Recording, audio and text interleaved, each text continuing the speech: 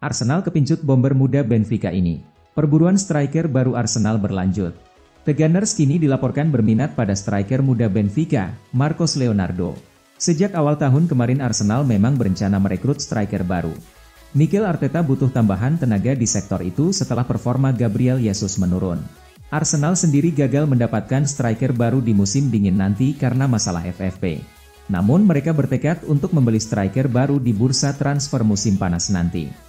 TheAmtalk melaporkan bahwa Arsenal kini mengarahkan radar mereka ke Portugal. Mereka berminat untuk merekrut Marcos Leonardo dari Benfica. Diobral, Romelu Lukaku. Klub Premier League, Chelsea nampaknya sudah mantap berpisah dengan Romelu Lukaku. Mereka siap menjualnya dengan harga miring di musim panas nanti. Striker 30 tahun itu saat ini masih berstatus sebagai pemain Chelsea. Namun sejak awal musim kemarin, ia dipinjamkan ke klub Serie A, AS Roma hingga akhir musim nanti. Lukaku sejauh ini menunjukkan performa yang kece bersama AS Roma. Alhasil beredar rumor bahwa Lukaku bisa kembali memperkuat Chelsea di musim depan. Namun Calcio Mercato melaporkan bahwa Lukaku kemungkinan besar tidak akan kembali ke Chelsea. The Blues berencana menjual sang striker di musim panas nanti. Menurut laporan tersebut, Chelsea tidak berminat untuk memulangkan Lukaku di musim panas nanti. Demi Lukaku bisa laku cepat, Chelsea dikabarkan siap menjual sang striker dengan harga yang lebih murah. Awalnya Chelsea ingin menjual Lukaku di kisaran 45 juta euro di musim panas nanti. Namun kini mereka bersedia memberikan korting sebesar 10 juta euro menjadi 35 juta euro. PSG siapkan 3,4 triliun rupiah untuk jasa Lamine Yamal, lepas gak nih Barca?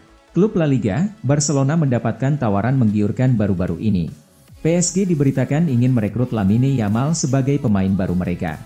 Yamal merupakan salah satu pemain didikan Akademi Kenamaan Barcelona, La Masia. Sang winger dengan cepat jadi pemain inti Barcelona karena banyaknya kasus cedera yang menimpa Las Azulgrana. Performa apik Yamal ini ternyata mulai diamati banyak klub-klub top Eropa. Salah satunya adalah klub tajir asal Prancis, PSG. Dilansir Marca, Les Parisiens sangat berminat pada sang winger. Mereka bahkan siap membayar mahal untuk mendapatkan jasanya. MU berminat pada Jarrad Brandtwaite, bos Everton, gak dulu. Manajer Everton, Sean Dyche menanggapi rumor ketertarikan Manchester United terhadap Jarrad Brandtwaite. Ia menegaskan bahwa sang bek tidak akan dijual Everton di musim panas nanti. Sudah menjadi rahasia umum bahwa MU akan belanja bek tengah baru di musim panas nanti. Mereka butuh tambahan tenaga di sektor itu karena stok bek tengah mereka menipis. Salah satu bek yang dikaitkan dengan MU adalah Jarrad Brandtwaite. Sang bek menarik perhatian Erik ten Hag berkat performanya yang ciamik. Namun MU nampaknya bakal gigit jari karena Everton ogah menjual sang pemain. Kami tidak mau menjual pemain-pemain terbaik kami, ungkap Sean Dyche yang dikutip Sportsmall.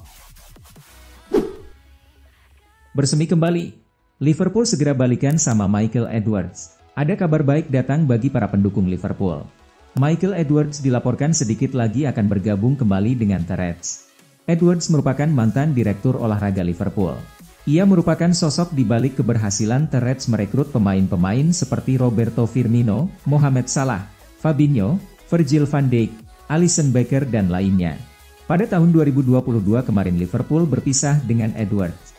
Sang direktur olahraga memutuskan untuk mundur dari jabatannya pada saat itu. 2 tahun berselang, cinta lama itu kembali bersemi kembali. Fabrizio Romano melaporkan bahwa Liverpool sedikit lagi akan memulangkan Edwards. Liverpool dan MU berebut winger Porto.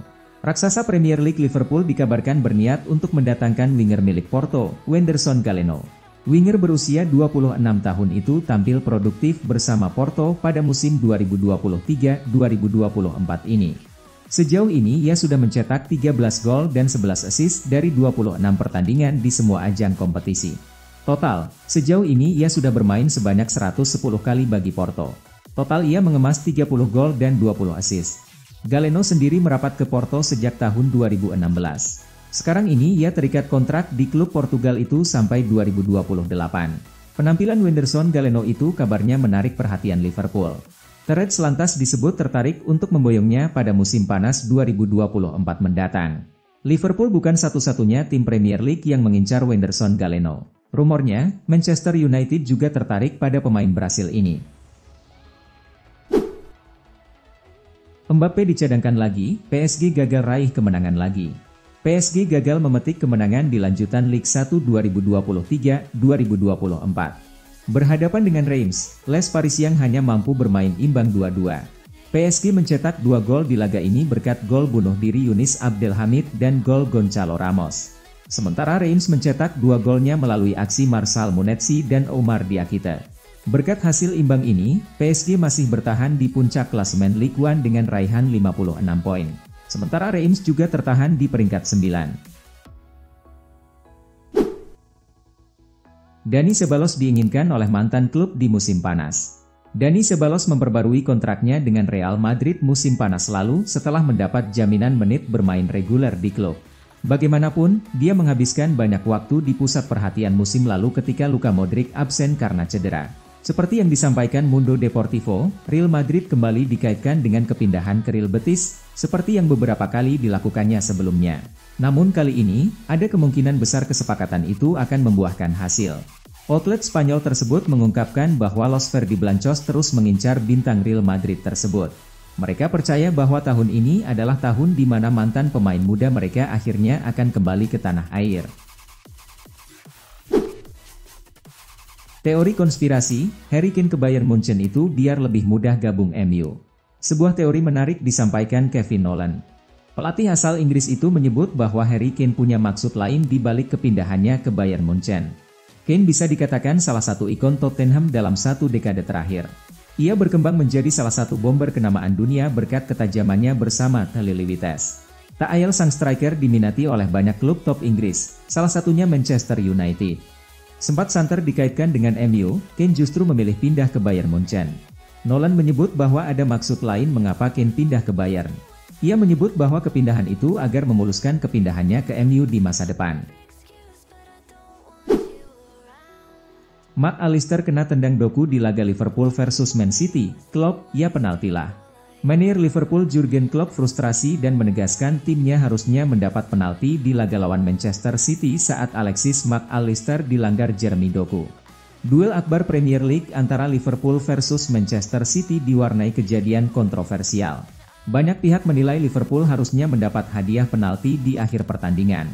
Liverpool dan Manchester City harus puas berbagi poin usai bermain imbang dengan skor 1-1 dalam laga pekan 28 Premier League 2023-2024 yang digelar di Anfield, Minggu, 11 Maret 2024, malam waktu Indonesia Barat. Liverpool tertinggal lebih dulu akibat gol yang dicetak John Stones. Tuan rumah mampu menyamakan kedudukan lewat eksekusi penalti Alexis Mac Allister usai Darwin Núñez dilanggar Ederson di kotak terlarang. Berkat hasil ini, Liverpool pun gagal kembali ke puncak klasemen usai sebelumnya diambil alih Arsenal. Kedua tim kini memiliki poin sama, 64. Sementara itu, Man City membuntuti dengan hanya berselisih 1 angka. Usai pertandingan Liverpool versus Manchester City berakhir, Jurgen Klopp tak bisa menyembunyikan perasaannya. Ia mengatakan bahwa tendangan Jeremy Doku pada Alexis Mac Allister harusnya berbuah penalti. Juventus makin membelai, siapa tanggung jawab? Juventus terus menuai hasil buruk di Liga Italia musim ini. Danilo mengingatkan bahwa tanggung jawab harus diambil para pemain, khususnya yang berpengalaman. Juventus dipaksa bermain imbang 2-2 oleh Atalanta di laga pekan ke-28 Serie A 2023-2024 di Allianz Stadium, Senin, 11 Maret 2024, dini hari waktu Indonesia Barat. Gol-gol Juventus dicetak oleh Andrea Cambiaso dan Arkadiusz Milik. Sementara gol Atalanta dipersembahkan Teun Koopmeiners, Brace. Hasil ini membuat Juventus duduk di posisi ketiga dengan 58 poin atau kalah 1 angka dari AC Milan di urutan kedua. Bianconeri malah tertinggal 17 poin dari Inter Milan selaku pemuncak klasemen. Juventus juga memperpanjang catatan buruk. Dari 7 laga terakhir, pasukan Massimiliano Allegri cuma menang 1 kali di Liga, yang lainnya berakhir dengan 3 imbang dan 3 kekalahan. Juventus sejatinya cuma memasang target meraih tiket ke Liga Champions musim depan. Dengan 10 laga sisa, Sinyonya tua harus waspada karena berjarak 10 poin dari tim di luar 4 besar.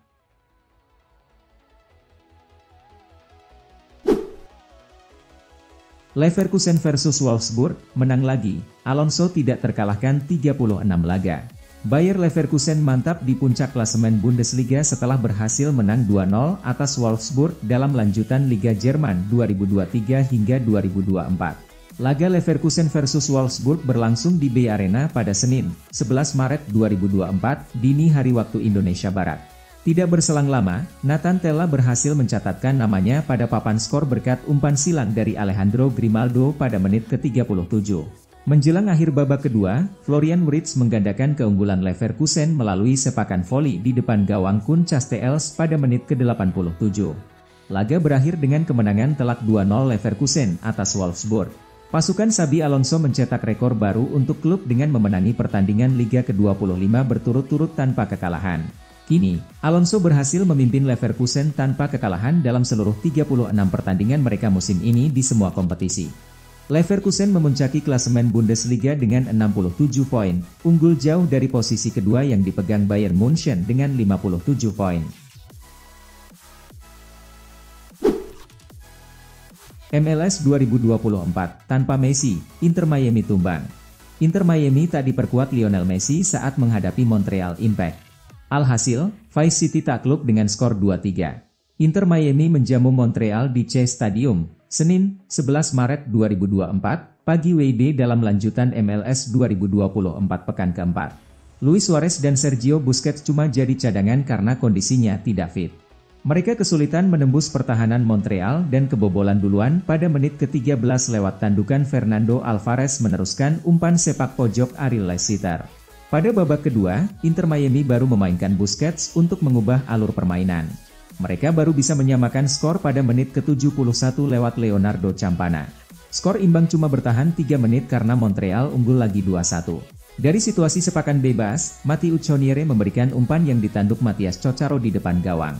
Montreal memperbesar keunggulan jadi 3-1 pada menit ke-78 lewat Sunusi Ibrahim.